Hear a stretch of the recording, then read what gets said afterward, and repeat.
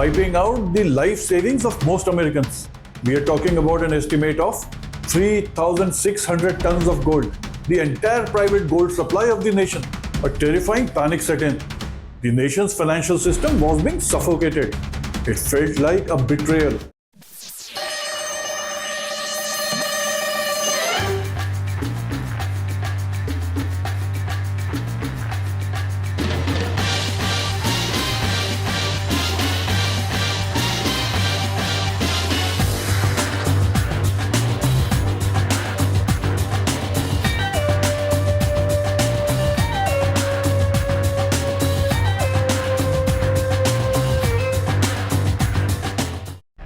What if you woke up tomorrow and government declared most of your valuable savings illegal?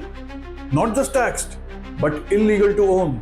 In 1933, this wasn't just a dystopian fantasy, but a harsh reality of most Americans. In a move that is still fiercely debated today, the US government effectively seized the entire private gold supply of the nation. We are talking about an estimate of 3,600 tons of gold.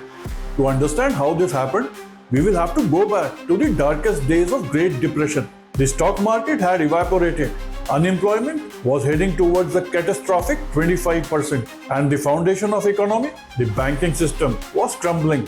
Before we move forward, please do consider subscribing to the channel. If the subjects of business, finance and economy are of your interest, between 1930 and 1933, over 9,000 banks had failed, wiping out the life savings of most Americans. A terrifying panic set in. Most Americans lost faith in paper money, stocks, and even in banks. They had turned to the one thing which had held value for over thousands of years, the gold. That created a deadly economic spiral. At the time, US dollar was on gold standard. This meant every paper dollar was backed by a specific amount of physical gold held by the government. As people hoarded gold coins and bullion, they were pulling the very foundation out from under the economy. The government couldn't print more money to fight depression because its gold reserves were dwindling. The nation's financial system was being suffocated. Enter Franklin D. Roosevelt, sworn into the office on March 4, 1933. He knew he had to act boldly. Just 24 hours into taking his oath, he declared a nationwide bank holiday, shutting down every bank in the country. But that was just the opening act. On April 5, 1933, Roosevelt dropped a bombshell, Executive Order Number 6102. The order made it illegal for any citizen, corporation or partnership to hold monetary gold. This included virtually everything: gold coins, gold bullion and even gold certificates. Americans were given less than a month until May 1st to turn in their gold to Federal Reserve.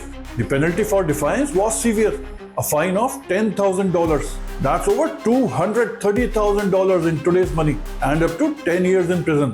The government paid its citizens the official price at the time, $20.67 per troy ounce, and millions complied. They handed over their gold coins, their financial security. The government vault swelled with the private wealth of its citizens. But here comes the ultimate twist, the part that makes people call it a heist. Once the gold was collected, Roosevelt and Congress passed the Gold Reserve Act of 1934. With stroke of a pen, they changed the official price of the gold from $20.67 to $35 per troy ounce. Let's do the math. The government forced you to sell your gold for $20.67 and then immediately declared that it is worth $35 per troy ounce. That's an instant 69% increase in the value of the very gold they just took away from you. For every ounce, the government made a clean profit of $14.33. With roughly 3,600 metric tons or about 115.7 million troy ounce collected, the US Treasury's balance sheet instantly expanded by $1.66 billion. In 1934, that was a colossal sum of money, equivalent to about $34 billion of today. This influx of gold allowed government to dramatically increase the money supply in the economy and fund the massive New Deal programs aimed at fighting the depression. So was it a robbery? Supporters argue that it was necessary, a life-saving surgery for a dying economy, a painful but an essential move to break the grip of deflation and put America back on its track. But for millions who were forced to surrender their wealth at a fixed price only to watch government immediately revalue for its own gain, it felt like a betrayal, a confiscation of private property on a scale that was never seen before. This ban on private ownership of gold lasted for over 40 years until President Gerald Ford finally made it legal to accumulate gold in 1974. A necessary evil or a greatest heist in American history?